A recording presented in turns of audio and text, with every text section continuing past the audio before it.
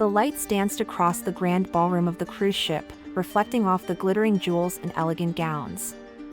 It was as if the ocean had been enchanted, transforming into a stage for a magnificent celebration.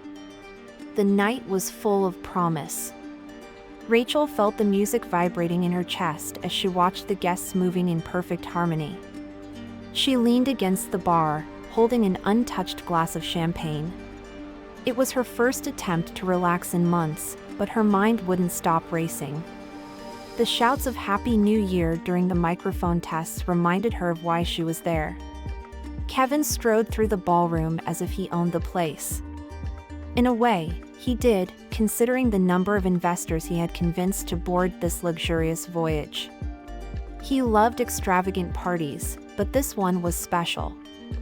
It was his chance to seal a multi-million-dollar deal that would secure his reputation for years. He scanned the room, mentally categorizing everyone he saw. To him, everyone had a price. Meanwhile, on the upper deck, Elliot observed in silence. He hated crowds, but the invitation to the cruise had come with a promise of anonymity and tranquility. Ironic, given the colorful chaos unfolding before his eyes. Adjusting his glasses, he studied the guests' behavior. Small details like Rachel's nervousness or Kevin's overly wide grin didn't escape him. Little did he know, he'd be more involved than he could ever anticipate.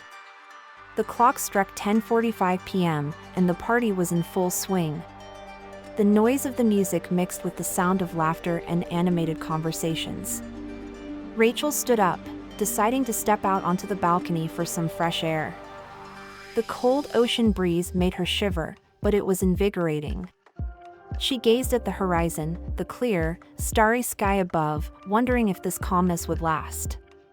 Her mind was still trapped in the past months, the sleepless nights haunted by memories that felt like a lifetime ago. Kevin was surrounded by a small group of investors, gesturing as he spoke about opportunities they couldn't afford to miss. He knew how to use the right words, how to inflate promises without sounding dishonest. A hearty laugh here, a confident gesture there. He thrived on being the center of attention. On the opposite side of the ballroom, Elliot remained invisible, quietly observing every interaction. To him, everything was a system waiting to be deciphered. As the night progressed, the excitement in the room grew. The announcement of the countdown to midnight brought a new energy to the guests. Rachel returned to the ballroom, attempting to blend into the crowd. Kevin raised his glass for a toast with the investors to the rhythm of upbeat music. Elliot, hesitant, descended the stairs, deciding to get close enough to avoid looking out of place. He knew staying on the fringes only made him more suspicious. The digital clock above the dance floor began flashing, signaling that 30 minutes remained until midnight. The lights grew brighter, and the music shifted to an even livelier tempo. Rachel picked up a canopy from a passing tray, trying to look interested in the conversation between two couples discussing exotic travel destinations. Kevin, now surrounded by a larger group, gestured grandly as one investor seemed to hesitate. Elliot paused near the dessert table, admiring the detailed decorations while his ears caught snippets of conversation. With 15 minutes left, the ballroom buzzed with anticipation. Rachel felt a slight tension in the air but dismissed it as her imagination. Kevin noticed the precise movements of a waiter and thought about how everything seemed perfectly choreographed. Elliot, on the other hand, noticed something others ignored, a small security camera in the corner of the ballroom, an odd addition to the otherwise luxurious aesthetic. He made a mental note. The final minutes before midnight brought a contagious frenzy.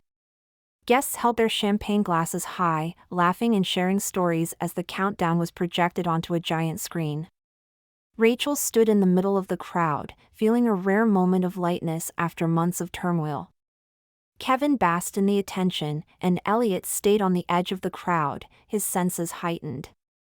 As the clock began the 10-second countdown, the ballroom erupted in unison. The voices joined together enthusiastically, shouting the numbers. 10, 9, 8. The anticipation in the air was almost tangible. Rachel clutched her glass, Kevin raised his theatrically, and Elliot, now in the crowd, felt something off in the atmosphere, though he couldn't pinpoint what. The euphoria peaked as everyone shouted, "Happy New Year!"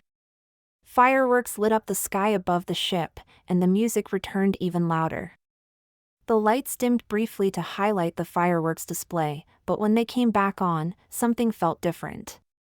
Elliot glanced around, noticing some guests looking upward, confused. Rachel realized the music had shifted to something darker, almost like a subtle alarm. Kevin sensed the change before he saw the puzzled looks. His attention was drawn to a detail others hadn't noticed. The digital clock above the dance floor, which had just shown midnight, now displayed a countdown in bright red numbers. The confusion in the ballroom spread quickly as the red numbers on the clock above continued their relentless countdown.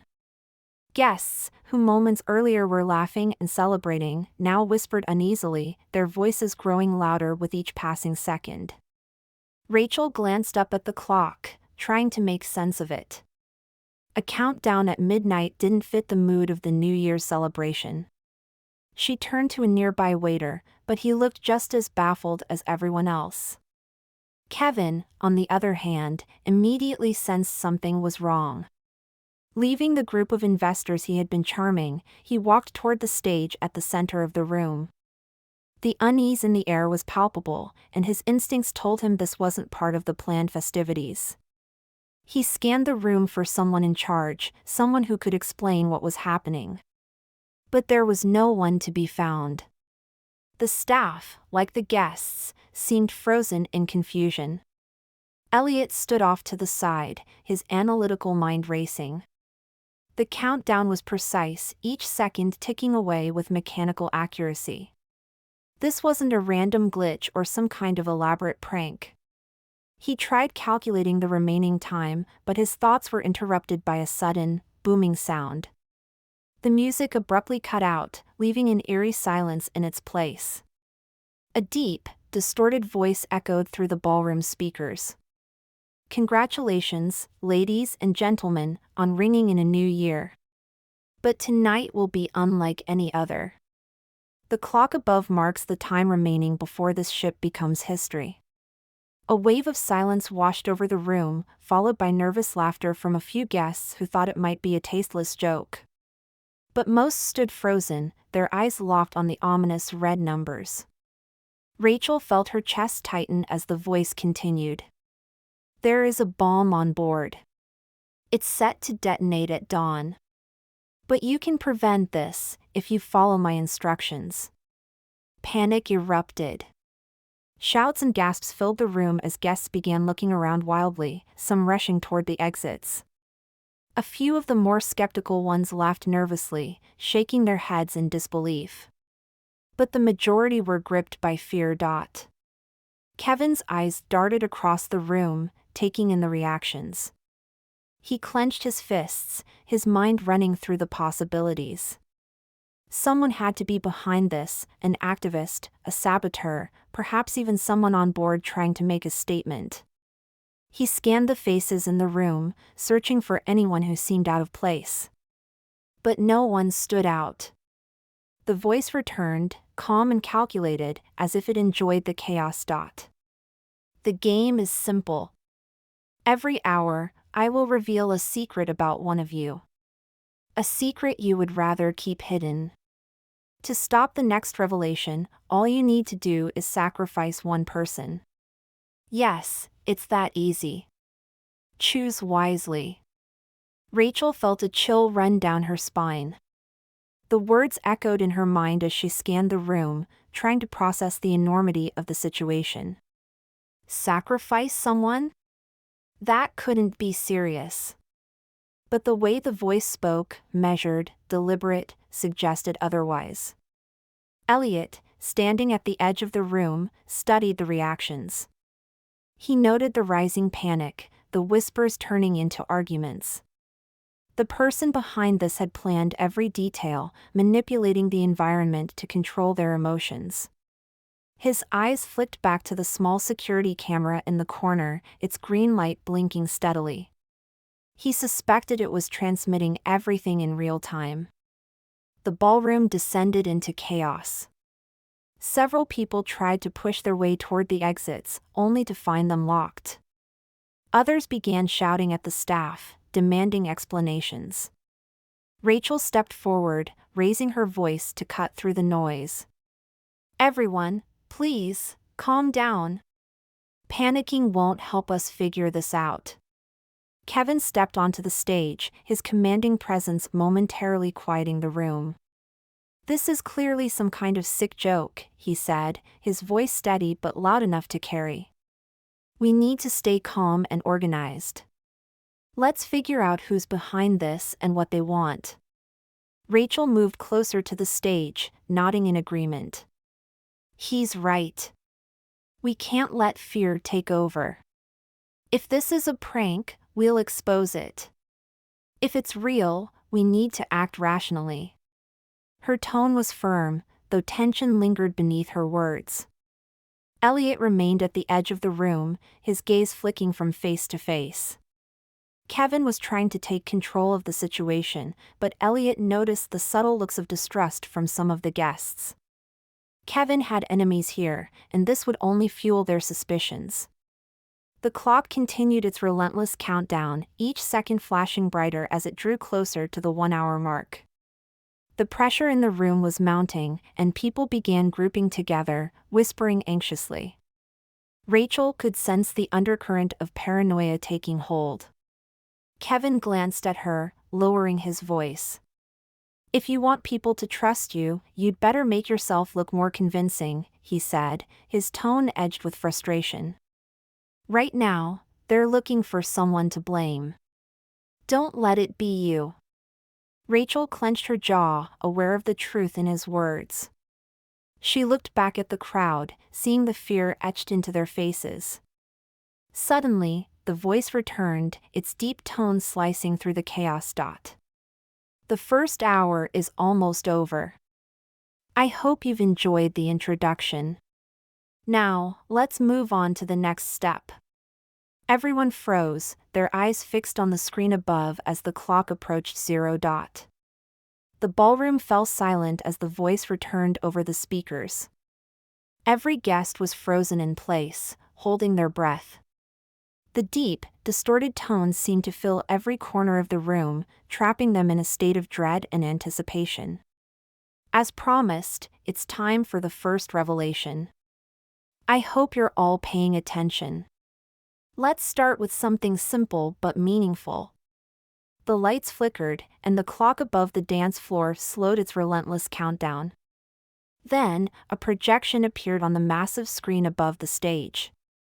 It was an image of Kevin, sitting in a luxurious office, signing a document. Below the picture, a caption read, "Widespread fraud, falsified contracts, ruined families." A ripple of murmurs swept through the crowd, quickly escalating into shouts of outrage and disbelief. Kevin stood paralyzed, his face pale. He could feel the weight of dozens of eyes on him, their expressions shifting from confusion to anger. "This is absurd!" Kevin shouted, stepping onto the stage in an attempt to control the narrative. "Someone's trying to frame me. This is a setup." Rachel watched from the sidelines, gauging the reactions of the guests. Kevin was in trouble, and she could see the growing hostility in the crowd. One older man stepped forward, his face red with fury. "My company collapsed because of a scam like this. It's not a coincidence if you were involved." Elliot remained at the edge of the chaos, silently observing. He didn't believe the focus on Kevin was random.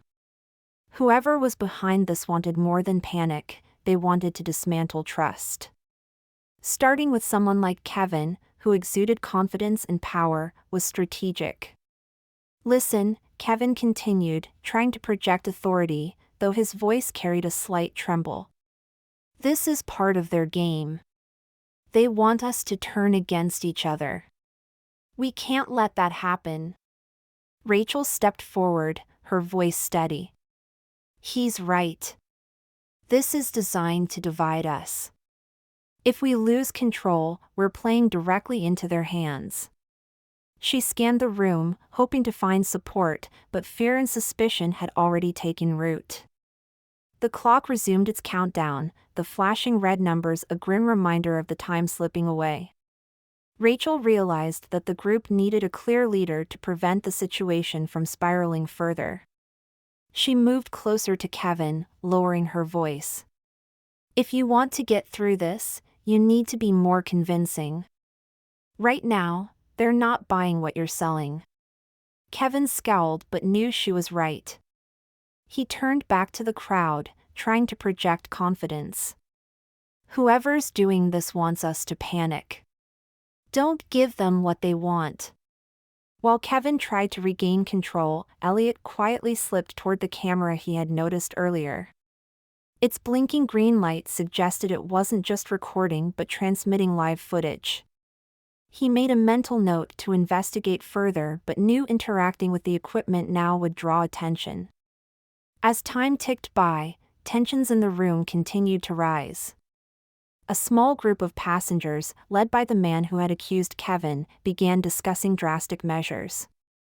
Rachel overheard snippets of their conversation and saw the hostile glances they cast toward Kevin. We don't have a choice, the man said, his voice low but firm. If we sacrifice him, we might buy ourselves more time. We can't take risks. Rachel approached Elliot, who stood apart from the growing cliques. We have a problem, she whispered. They're starting to talk about sacrifices, and Kevin is their target. Elliot's eyes narrowed. They're doing exactly what the voice wants. If they sacrifice someone, they're only reinforcing the game. Rachel nodded but felt the weight of the situation pressing down on her. We have to stop this before it gets worse. The clock flashed, signaling that the first hour was nearly over. The tension in the ballroom reached a boiling point as the voice returned. Congratulations on surviving the first hour. But don't get too comfortable. The next revelation will be even more enlightening. The group discussing Kevin's fate hesitated, unsure of what to do next. The man leading the charge crossed his arms, glaring at Rachel and Elliot. Fine, he said grudgingly. If nothing changes, we're taking matters into our own hands. Rachel exhaled in relief, but she knew it was only a temporary reprieve. The countdown continued, and the atmosphere remained heavy with mistrust and fear. Elliot observed quietly, his mind working through the puzzle. He knew there had to be a larger pattern behind the revelations. The person orchestrating this wasn't just sowing chaos, they were exposing carefully chosen secrets. Understanding why would be the key to stopping them. The ballroom remained tense as the first hour officially ended. Rachel glanced at Kevin, who was visibly shaken but trying to maintain a facade of composure. She turned to Elliot. We need to figure out what's happening before the next secret is revealed. Otherwise, this will keep spiraling out of control. Elliot nodded. Agreed. But we need more information. Whoever's behind this planned everything down to the last detail. They know exactly how to push everyone's buttons. The voice returned, its tone calm and calculated. 1 hour down. Are you ready for what comes next? Let's see how far you're willing to go. The clock's relentless countdown continued as Rachel and Elliot stood near the edge of the room, observing the fractured state of the passengers. Conversations had split into whispers and accusations, each group growing more insular. The tension in the air was almost unbearable, and Rachel felt the weight of every suspicious glance cast in her direction. Kevin, on the other hand, had taken a few cautious steps toward her, clearly aware that he was still the primary target of mistrust. We're not going to survive this if we keep tearing each other apart, Rachel said, raising her voice to address the room. Whoever is behind this wants exactly what's happening now, chaos and division. We need to work together, or none of us are getting out alive. Her words landed unevenly. While some passengers seemed to nod in reluctant agreement, others remained fixed in their suspicion. The man who had been leading the charge against Kevin took a step forward, pointing an accusing finger. Work together? How about starting with him? His voice dripped with contempt as he glared at Kevin. The first reveal was about him. Are we just supposed to ignore that? He's clearly part of this. Kevin raised his hands, trying to appear calm. I've already said this is a setup. Someone is using my past to manipulate you, to distract us from the real threat. He glanced at Rachel, lowering his voice slightly. They're not going to listen to me, are they? Rachel hesitated before answering. They're scared, and fear doesn't leave much room for logic. But you're not helping by acting defensive. If you want them to believe you, you need to show them you're on their side. Kevin exhaled sharply but nodded, stepping back as Rachel took over. Listen, she said, addressing the group again, arguing about Kevin isn't going to solve anything. We need to figure out why this is happening and who is behind it. Otherwise, we're just playing into their hands. Elliot finally broke his silence, stepping forward. She's right, he said, his calm voice cutting through the noise. This isn't random. The secrets being revealed aren't chosen by chance. They're calculated. The question isn't just who's doing this, but why they're exposing specific people. The group quieted slightly, some reluctantly listening, while others exchanged doubtful glances. The man who had been so vocal crossed his arms, clearly unconvinced. And what are we supposed to do with that information? Sit around and wait for the next bomb to drop? Elliot shook his head. No. But if we act rashly, if we give them what they want, we'll never figure out the bigger picture. The more we understand, the better chance we have of stopping this. Rachel took a deep breath, sensing the slight shift in the room. We need to stay calm and work together. No more accusations. No more finger pointing. Let's figure this out before it's too late. For a moment, it seemed like her words might have an impact. But then the clock flashed again, signaling 30 minutes left until the next revelation. The passengers murmured nervously, the tension reigniting. Rachel turned to Elliot. What's our next move? We can't just wait for the clock to run out. Elliot glanced at the cameras positioned around the room. We need to find out where those are feeding to. Whoever is watching us is controlling this entire situation. If we can find their base of operations, we might be able to stop them. Kevin, who had been silent until now, stepped closer. If you're going to figure this out, you'll need more than words to convince these people. There's a network running through the ship. If I can find where it connects, it might lead us to whoever's behind this. They're already looking for someone to blame, and it's either me or you too. Elliot ignored him, already focused on the nearest camera. Rachel frowned, glancing at the restless group of passengers. And while we're doing that, what stops them from taking matters into their own hands? Elliot hesitated, but before he could answer, the man who had been leading the group stepped forward again. Enough of this, he barked. If you're not going to do anything, we will. Sacrificing someone might be the only way to buy more time. If we don't act now, the next secret could be worse. The murmurs grew louder as a few passengers nodded in agreement. Rachel felt a wave of frustration and fear. You're playing right into their trap, she shouted. Sacrificing someone won't solve anything, it'll just reinforce their control over us. But her words didn't seem to reach everyone. The man turned to the group, his voice rising. Do you want to risk waiting? Do you want to see what happens when the next hour ends? Or do you want to take control of the situation now? Kevin took a step back, his eyes darting around the room as the focus returned to him. You're making a mistake, he said, his voice trembling slightly. If you do this, you're just proving you're as desperate as they think you are. Rachel stepped in front of him, trying to create a barrier between him and the increasingly agitated group. Think about this, she said, her voice firm. If we sacrifice someone, we're doing exactly what they want. We're giving them control. Elliot finally spoke up, his voice calm but commanding.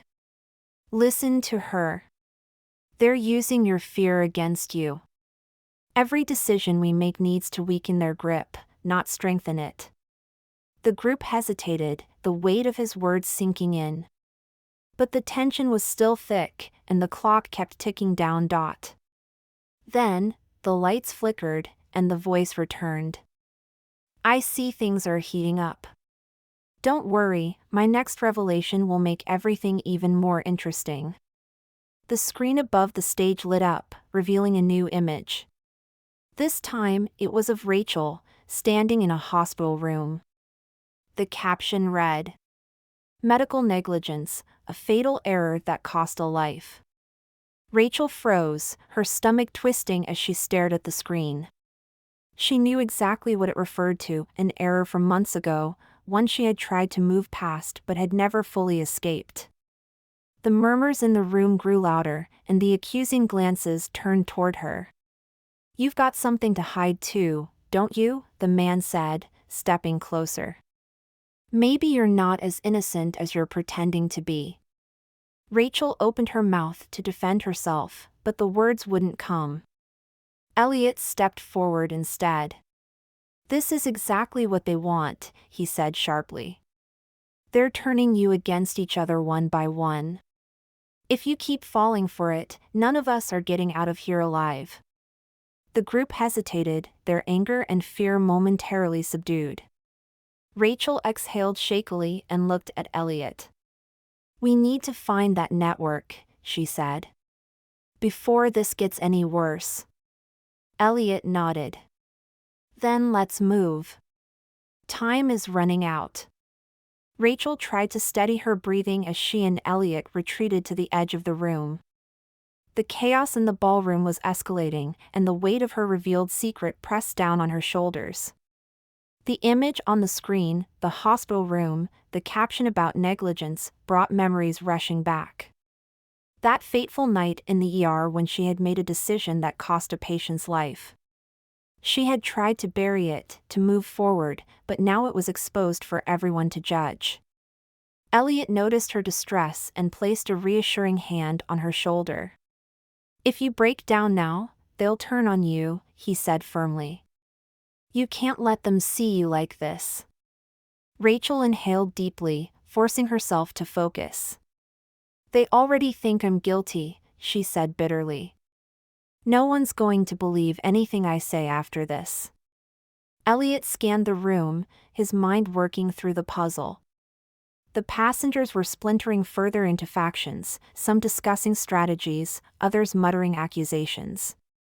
It doesn't matter what they think right now, he said. We need to stay ahead of them. That's the only way we're getting out of this alive. Kevin, who had been watching the turmoil unfold from a distance, stepped forward cautiously. He glanced between Rachel and Elliot, his expression wary. You two are starting to look like easy targets, he said bluntly. If you don't do something, they'll come for you next. Rachel frowned at him. Why are you still hanging around? You're the one they wanted to sacrifice first. Kevin shrugged. Because I'm not stupid enough to leave you two unsupervised. Whatever game you're playing, I'm not letting you drag me down with you. Elliot ignored him, his eyes fixed on one of the cameras mounted on the wall. The blinking green light indicated it was still transmitting. They're watching everything, he muttered.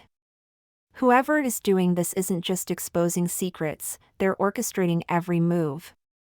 Rachel followed his gaze. You think it's someone from the crew? Maybe, Elliot replied. Or someone who knows this ship inside and out. The tension in the room continued to escalate. The man who had led the accusations against Kevin earlier was now rallying another group, this time targeting Rachel. She could hear snippets of their heated conversation. She's just as guilty, the man said, his voice rising. She's part of this. We need to act now before the next revelation puts us all at risk. Rachel turned to Elliot, her voice urgent. They're going to turn on me. We need a plan, fast. Elliot nodded. We need to find the control room. If we can figure out where these cameras are feeding, we might be able to stop whoever is pulling the strings. And if we can't? Rachel asked. Then we'll figure something else out, he said simply. The two of them slipped toward a side door, avoiding the increasingly agitated group. The hallway beyond was narrow and dimly lit, a stark contrast to the opulence of the ballroom. Rachel glanced behind her, half expecting to see the group following, but the hallway remained empty. Elliot led the way, his steps deliberate. This ship has to have a central monitoring station, he said. If we can access it, we'll have a chance to learn who's behind this. They reached a heavy metal door marked Control Room. Elliot pulled a small multi-tool from his pocket and began working on the lock. Rachel stood guard, listening intently for any approaching footsteps. After a few tense moments, the lock clicked, and Elliot pushed the door open. The room inside was compact but filled with monitors and electronic equipment. On the screens, live feeds from various parts of the ship played out, showing the panicked passengers in the ballroom and the empty corridors elsewhere. Elliot stepped inside, his eyes scanning the screens. They're running everything from here, he said. But that doesn't mean they're physically on board.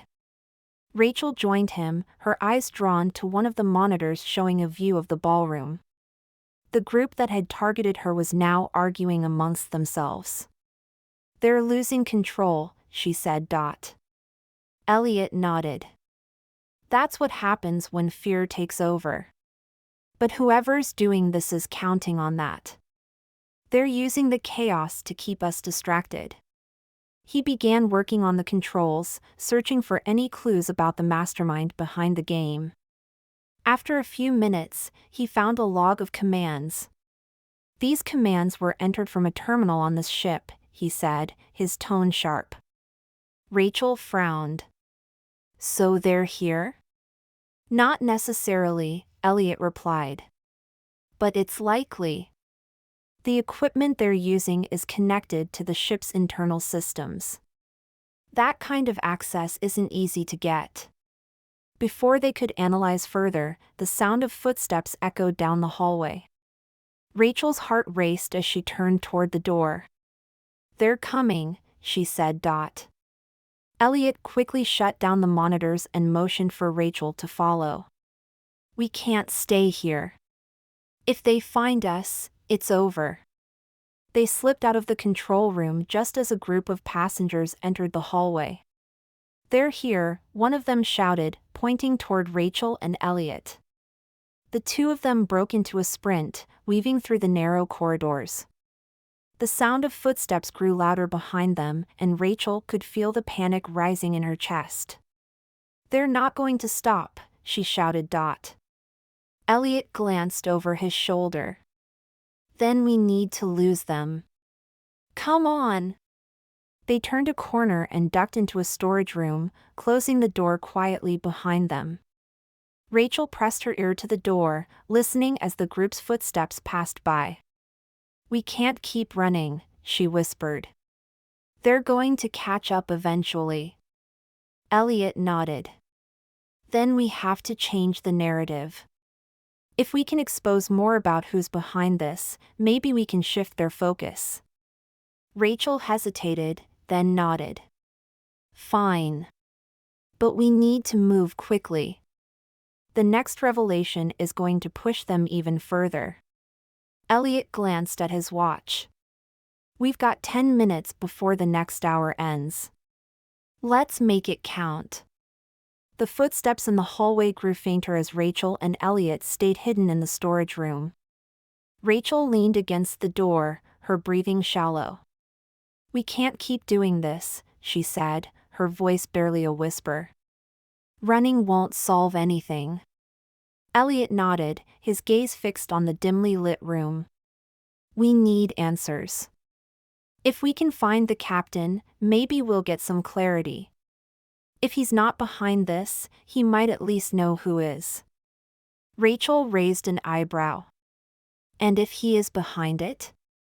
Then we'll deal with it, Elliot replied, his tone even. They carefully exited the storage room, glancing down the hallway to ensure no one was nearby. The narrow corridor stretched in both directions, its flickering lights casting eerie shadows. Elliot gestured for Rachel to follow, and they began moving toward the upper decks where the captain's quarters were located. The ship felt different now. The earlier opulence and festive energy were gone, replaced by an oppressive silence that seemed to close in around them. The occasional sound of distant footsteps or muffled voices only heightened the tension. Rachel broke the silence as they climbed a set of stairs. What do you think the captain knows? If he's not involved, why hasn't he done anything to stop this? Elliot's expression darkened. If he's not directly involved, he might still be complicit. Someone with access to this ship's systems would need cooperation from the crew, or at least their silence. As they reached the door to the captain's quarters, Rachel hesitated. What if we're wrong? What if this is another dead end? Elliot pulled out his multi-tool and began working on the lock. Then we keep looking. But we don't have time to second-guess ourselves. The lock clicked, and Elliot pushed the door open. The room was smaller than Rachel had expected, with modest furnishings and a desk cluttered with papers. At the far end of the room, the captain sat in a chair, his hands folded in his lap. He looked up as they entered, his expression calm but weary. I was wondering when you'd find me, the captain said, his deep voice carrying a hint of resignation.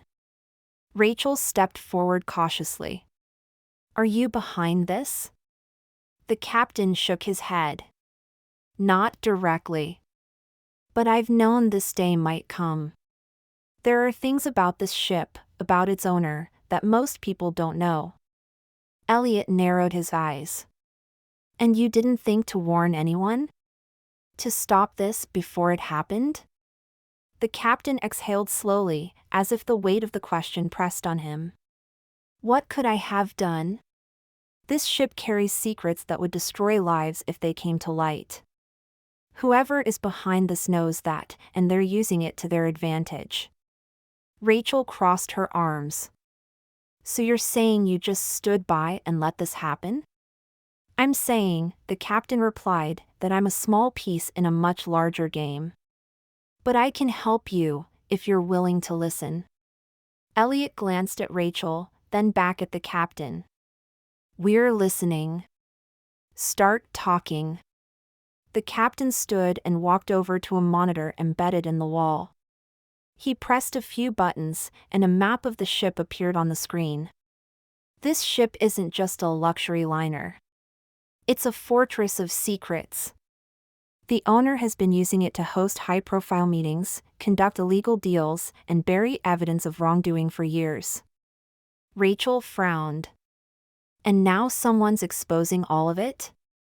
The captain nodded. But it's not just about exposing the truth. It's about control. The person behind this wants to show that they hold the power, not the ship's owner, not the passengers. Everyone. Elliot studied the map. Where's the control center?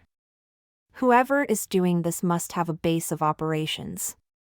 The captain pointed to a section of the ship labeled maintenance. There's a terminal there that has access to the ship's systems.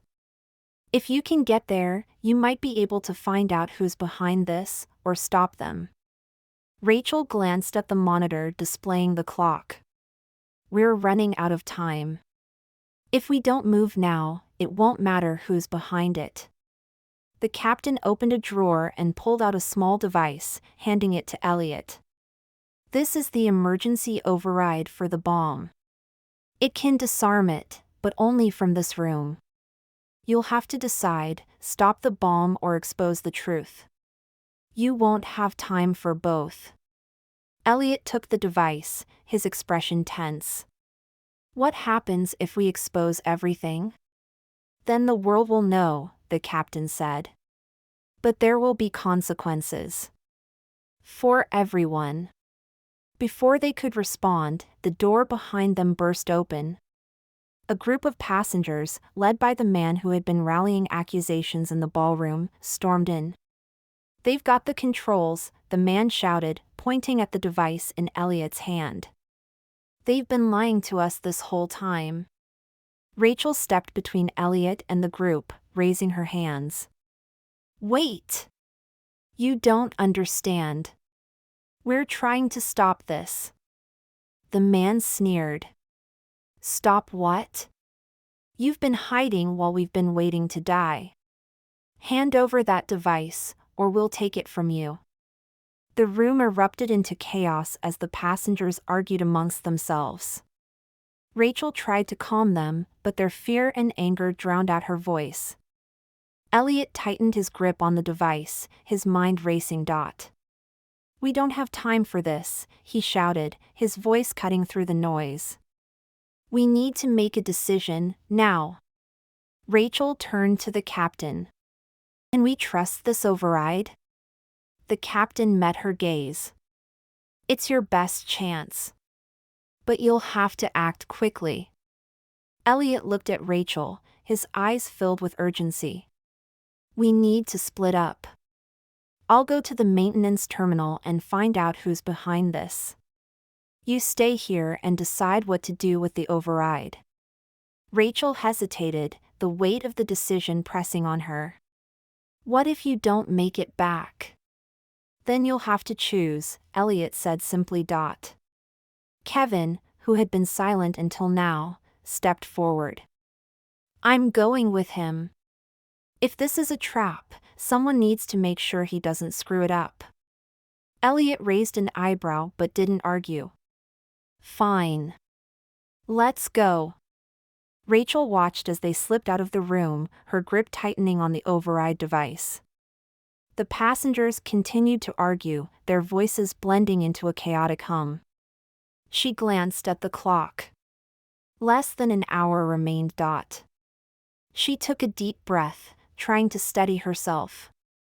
We need to focus, she said, her voice firm. If we don't work together, none of us are getting out of this. But as the clock ticked down, she couldn't shake the feeling that the real danger was still to come. The sound of their hurried footsteps echoed down the dimly lit corridors as Elliot and Kevin moved swiftly toward the maintenance area. The clock was their constant companion, its ticking red numbers a reminder that time was slipping away. Elliot carried a determined look, while Kevin's expression betrayed his unease. You better know what you're doing, Kevin said, breaking the tense silence. Elliot didn't look back. If you have a better idea, now's the time to share. Kevin scoffed but stayed silent. They reached the end of the corridor where a heavy door marked maintenance stood. Elliot immediately began working on the lock with his multi-tool, the metallic clicks and scratches the only sounds besides their breathing. What happens if this is a trap? Kevin asked, his voice lower now. It probably is, Elliot replied flatly, focusing on the lock. But it's our only shot at getting answers. The lock clicked open, and Elliot pushed the door. Inside was a small, cramped room packed with machinery, cables, and a single glowing monitor. The air was thick with the smell of oil and something faintly metallic. Elliot stepped in cautiously, scanning the room. This is it. The terminal should give us access to their system. Kevin stayed near the doorway, his eyes darting nervously. Just make it quick. Elliot approached the monitor, his fingers flying over the keyboard. The screen flickered, displaying lines of code and access logs. Whoever set this up knows their way around the ship's systems, he muttered. Kevin leaned over slightly, watching the screen. Can you tell if they're on board? Elliot nodded. The commands are coming from here. Whoever's behind this is somewhere on the ship. Great, Kevin said sarcastically. So we're chasing a ghost? No, Elliot corrected. We're narrowing it down. As he worked, the monitor displayed a message that froze both men in place. Congratulations. You've made it this far. But the real choice lies ahead. Do you want to stop the bomb or expose the truth? You can't do both. Two options appeared on the screen, a green button labeled disarm and a red button labeled expose. Kevin straightened up, his voice laced with tension. What is this? Some kind of sick ultimatum? Elliot's jaw tightened. It's their final move. They're forcing us to choose. Kevin gestured at the green button.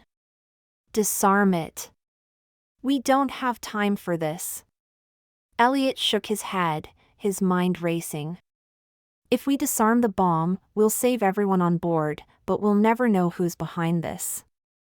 They'll get away, and they might do it again. And if we expose the truth? Kevin asked, his voice rising. Elliot pointed to the monitor. Then everyone will know the secrets of this ship, the corruption, the crimes, but we might not make it out alive. Kevin cursed under his breath. This is insane. You can't be seriously considering anything but disarming the bomb. Elliot turned to face him, his expression calm but firm. If we only disarm the bomb, they win.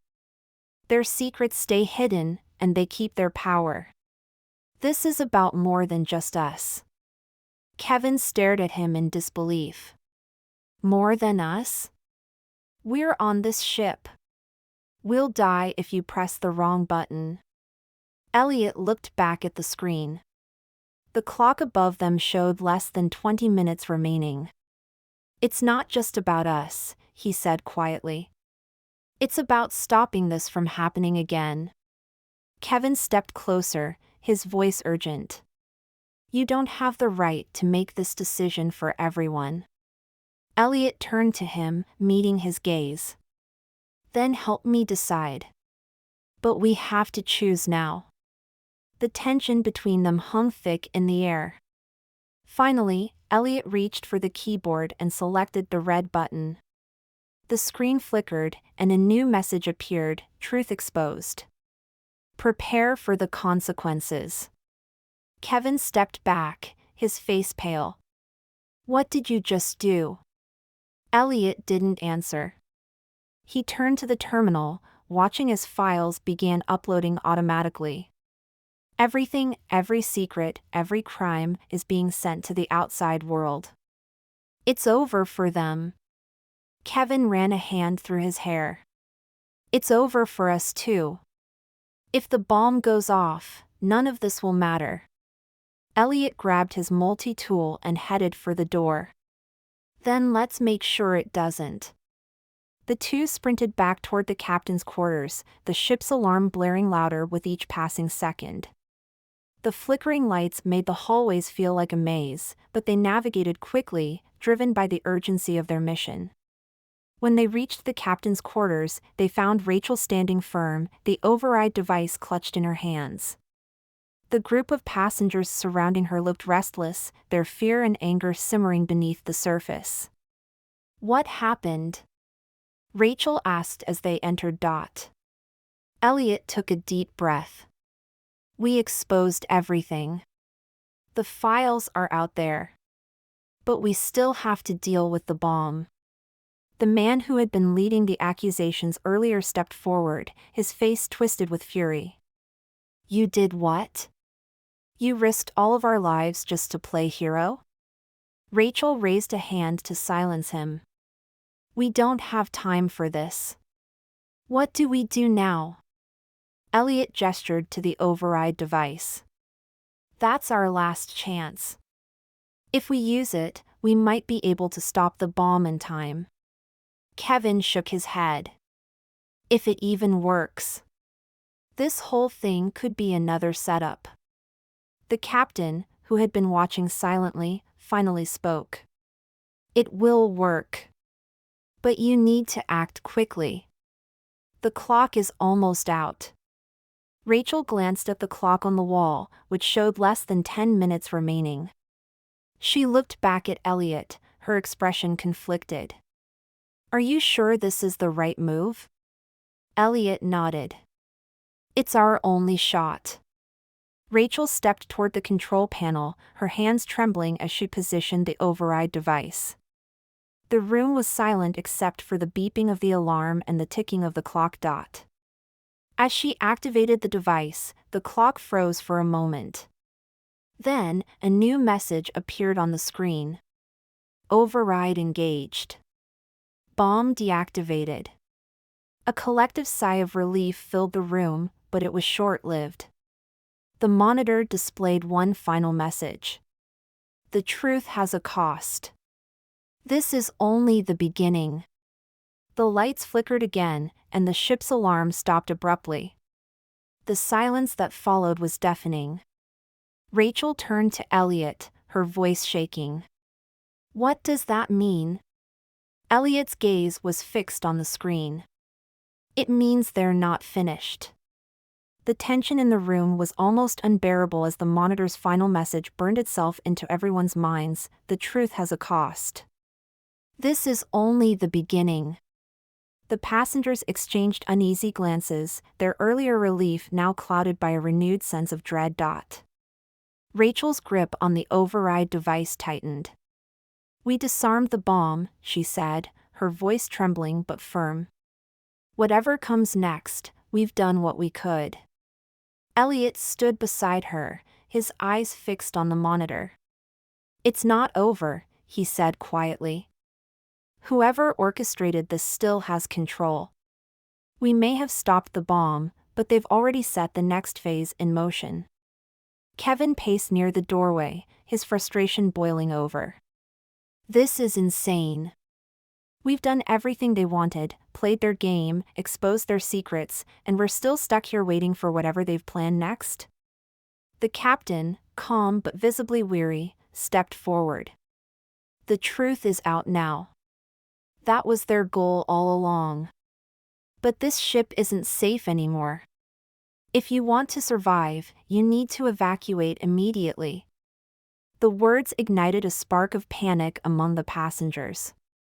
They began moving toward the exit in hurried, disorganized waves, their fear propelling them forward. Rachel turned to the captain. What about you? Aren't you coming with us? The captain shook his head. I'll stay behind and ensure everyone gets off safely. This is my ship, my responsibility. Rachel hesitated but nodded. Thank you. Elliot pulled her aside as the group began to file out of the room. We need to make sure they actually get to the lifeboats. This crowd is on edge, and one wrong move could set them off again. Kevin overheard and scoffed. Why do we care? We did our part. If they can't figure it out, that's on them. Rachel shot him a glare. Because we're not like the people who put us in this situation. We don't abandon others just because it's convenient. Elliot nodded in agreement. Let's go. The three of them followed the passengers through the twisting corridors toward the upper decks. The distant sound of alarms echoed faintly, but the ship's systems seemed to be stabilizing after the override. Rachel noticed how the once luxurious interior of the cruise ship now felt hollow, stripped of its earlier grandeur by the night's events.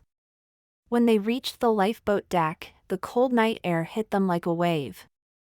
The passengers crowded near the edge, shouting and pushing as they tried to board the lifeboats. Rachel moved to the front, raising her hands to calm them. "There's enough space for everyone. We just need to stay organized." Her voice carried enough authority to settle the immediate chaos, and the group began boarding more methodically. Elliot stood nearby, keeping an eye on the crowd. Kevin lingered at the back, his expression unreadable. As the first lifeboats were lowered into the water, the sound of helicopter blades cut through the air. Rachel looked up to see lights sweeping across the deck. "They're here," she said, relief washing over her. The message reached someone. Elliot watched the helicopters approach, their spotlights scanning the ship. "It's not over yet," he said. "Whoever's behind this might still have a final move." Rachel frowned but didn't argue. The weight of the night hung over them, and the idea of safety still felt distant. As the last of the passengers boarded the lifeboats, the three of them stood at the edge of the deck. Kevin broke the silence. "So, what now? We just leave and pretend this didn't happen?" Rachel shook her head. "We don't pretend. The truth is out there now." That was the point. Elliot crossed his arms, his gaze fixed on the horizon. "But the person who did this is still out there. And they're not done." Before anyone could respond, a deep rumble echoed from within the ship. The deck beneath them vibrated slightly, and Rachel's heart leapt into her throat. What was that? Elliot's eyes widened. "It's not the bomb, is it?" The captain appeared behind them, his face grim. "No. It's the ship. Whatever they've done to the systems, it's destabilizing the engines. This ship isn't going to last much longer." Rachel felt a chill run down her spine. "We need to get out of here now." The four of them hurried to the last lifeboat, climbing aboard as the rumbling grew louder. As the lifeboat was lowered into the water, Rachel looked back at the ship. Smoke began to rise from its lower levels, illuminated by the faint glow of flames. Elliot sat silently, his thoughts clearly racing. Kevin leaned back, exhaling sharply. "Well, at least we made it out." Rachel glanced at the passengers in the other lifeboats, many of them silent, their faces etched with shock. But at what cost? The sound of the ship groaning filled the air as it began to tilt slightly to one side. The captain, still aboard, stood on the deck, watching as the lifeboats drifted away. Rachel felt a pang of guilt but knew there was nothing more she could do. As they floated farther from the ship, the glow of the fire became brighter. Elliot turned to Rachel. "Do you think the world will care about what we exposed? Or will this just be another story that gets buried?" Rachel's expression hardened. "The truth is out. That's what matters. But whether they care or not, that's not up to us." Kevin let out a bitter laugh. "Optimistic, aren't you? The people who were exposed are powerful enough to spin this however they want." Elliot shrugged. "Maybe. But whoever did this sent a message. They showed the world that no one is untouchable." As the lifeboat drifted farther into the dark ocean, the ship's groans turned into a deafening roar. Rachel watched as it began to sink, the flames consuming its structure. The last message on the monitor replayed in her mind, "This is only the beginning."